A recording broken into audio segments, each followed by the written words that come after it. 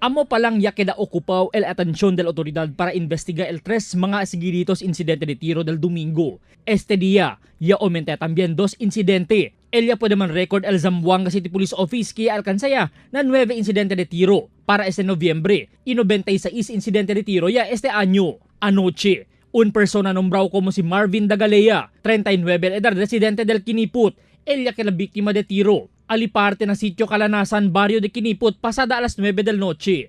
Asiguna PNP, taman tomahan el biktima junto sa mga kompanyero cuando en de repente abuy al suspechao, nombrado como si Alan Tumambit. Con él tira un bala del calibre 38 revolver, pero con él puede insigiras levan al hospital y ahora ta recuperaya. Insigiras también niya puede kuhi el PNP de Curuan con el suspechao. Mientras tanto, cuantos metros lang desde el Western Police Precinct, un guardia desde el agency del Great Rock Security Agency también, el dead on arrival na hospital después con el tira, el su compañero guardia también, alina Nautica Canning Incorporation, aliparte na Campo Islam. Con el biktima ya puede conocer como si Juwibar Ali Hassan. Él ya sustento para de bala na kabeza del un carbine desde el sospechao si Sajid Ting que su compañero lang.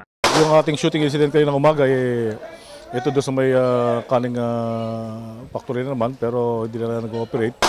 At ang biktima rito ay security guard at ang suspect is another security guard. At yun nga, meron daw mga nagpareprendas na nakita doon sa lugar. Na investigasyon del PNP, Angulo de Love Triangle el causa del incidente, siendo el live-in partner a según del biktima, taman kursuna del sospechao, y es el causa del pelea en Denantes Aga. Un manhunt operation ahora ta prepara el PNP para arrestar con el sospechao.